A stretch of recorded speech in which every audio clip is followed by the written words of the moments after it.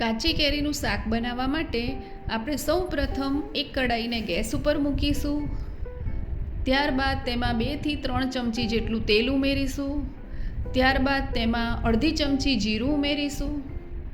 જીરું તતડી જાય એટલે તોતા કેરી એવી સિલેક્ટ કરવાની છે કે જે બહુ કાચી પણ ના હોય અને પાકી ના હોય તેવી કેરીના નાના ટુકડા કરી તેમાં ઉમેરવા. અહીં એ ધ્યાન રાખવું કે કેરી દબાવીએ તો કઠણ હોવી જોઈએ, ઢીલી ના હોવી જોઈએ એવી સિલેક્ટ કરવાની. તેને હલાવી તેમાં સ્વાદ અનુસાર મીઠું અથવા સિંધા લૂણ ઉમેરી ફરીથી હલાવી દેવું. ત્યારબાદ તેની ઉપર એક થાળી ઢાંકી દેવી અને તેની ઉપર થોડું પાણી મૂકી કેરીના ટુકડાને ચડવા દેવા. થોડી વાર થાય એટલે આપણે કેરીને ચડી છે કે નહીં એ ચેક કરી લઈશું.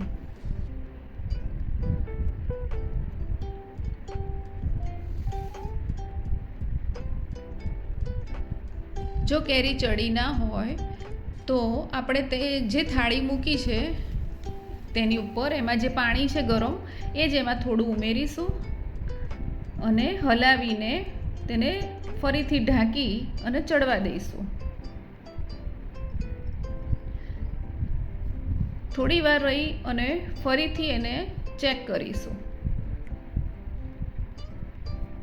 જો ટુકડા ચડી ગયા હોય તો તેમાં આપણે મસાલો કરીશું.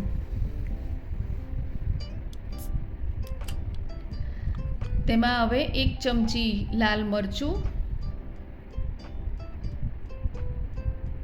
1 ચમચી ધાણા જીરું ઉમેરી અને હલાવી કાઢીશું.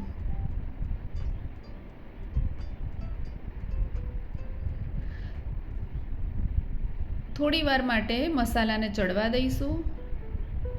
ત્યારબાદ આપણે કેરીના ટુકડા જે વાડકીથી લીધા હતા એ જ વાડકીમાં આપણે ગોળ સુધારીને લઈશું અને એટલી જ વાડકી ગોળ ઉમેરીશું અને ધીમા ગેસે અને ધીમા હાથે ગોળ અને કેરીને આવી રીતે હલાવતા રહી અને ગોળ ઓગળે ત્યાં સુધી એને આપણે ધીરે ધીરે હલાવતા રહીશું.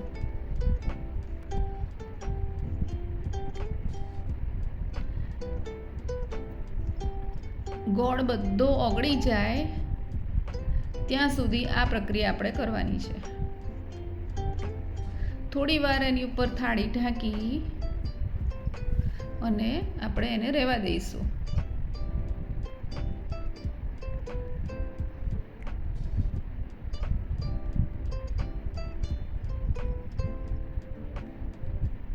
આ રીતે થાળી ઢાંકી અને થોડી વાર રહેવા દેવાથી આ રીતે એકદમ ગોળ ઓગળી અને ઢીલો થઈ જશે અને રસો બની જશે.